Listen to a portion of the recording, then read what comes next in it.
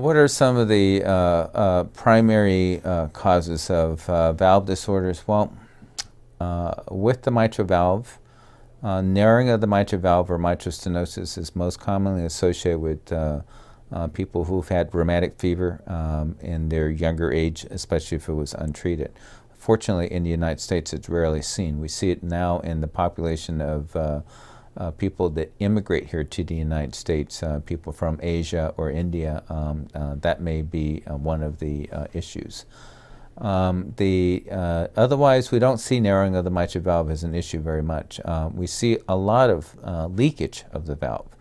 Now, that can happen for a number of different reasons. So if you've had heart attacks, and a heart attack affects a certain part of the left ventricle, that can lead to a condition called papillary muscle dysfunction, where the muscle that controls the cord that controls the valve is not working together and can hold the valve in an open position. Also, anytime you have significant weakening of the heart muscle, it tends to enlarge. And as the heart enlarges, then the annulus can pull apart and a leaky valve can occur in that situation. So a leaky mitral valve is fairly common. The aortic valve, aortic stenosis, can happen with rheumatic heart disease, just like mitral stenosis or narrowing of the mitral valve can happen. But aortic valve stenosis can actually happen as patients get older. It also occurs in a higher incidence in patients that are born with 2 leaflets of the aortic valve instead of the typical 3. Actually, that's one of the more common abnormalities that we never know about.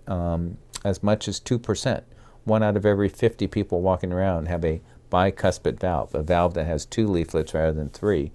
And if you're one of those sort of unlucky, most of the time you wouldn't know about it, but later in life you have a higher chance of developing aortic stenosis.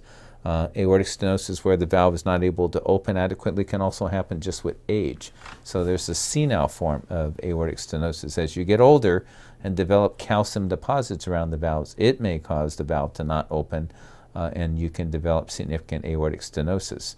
Unlike mitral regurgitation, aortic regurgitation, or the leakage of the aortic valve, is less common than the aortic stenosis.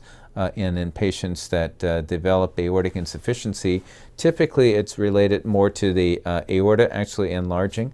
The aorta is the major blood vessel. It can enlarge in conditions such as aneurysms, but even in patients who have had high blood pressure for a long time, especially if it's been untreated, can develop an enlargement of the aortic annulus and develop some degree of leakage of this aortic valve called aortic regurgitation.